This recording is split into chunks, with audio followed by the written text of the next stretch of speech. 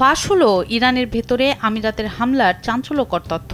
মধ্যপ্রাচ্যের চলমান সংঘাতের আড়ালে সংযুক্ত আরব আমিরাত সরাসরি ইরানের অভ্যন্তরে অত্যন্ত গোপনে সামরিক অভিযান চালিয়েছে। সম্প্রতি ওয়াল স্ট্রিট জার্নালের এক প্রতিবেদনে এমন বিস্ফোরক দাবি করা হয়েছে।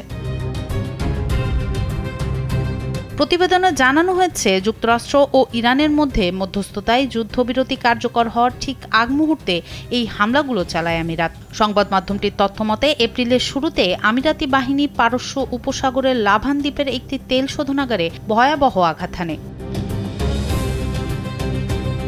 এক্সপার্ট ইঞ্জিনিয়ারদের দক্ষ হাতে দেশের মানুষকে প্রতিদিন সুরক্ষিত রাখার প্রত্যয় নিয়ে এলো সেফ সার্কিট ব্রেকার। তেহরান হামলার কথা স্বীকার করলেও রহস্যজনকভাবে আমিরাতের নাম গোপন রাখে। এরপরও পাল্টা জবাব দিতে দেরি করেনি ইরান। তারা আমিরাত ও কুয়েতকে লক্ষ্য করে ব্যাপক ড্রোন ও ক্ষেপণাস্ত্র হামলা চালায়।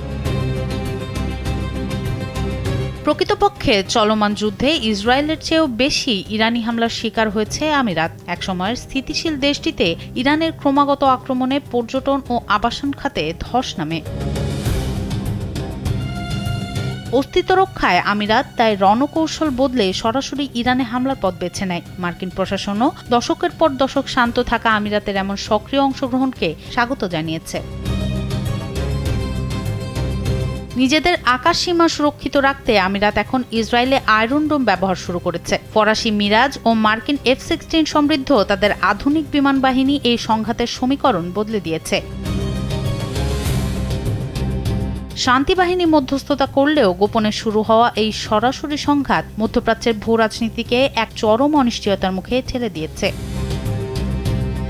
সনম সিদ্দিকী, কালবেলা।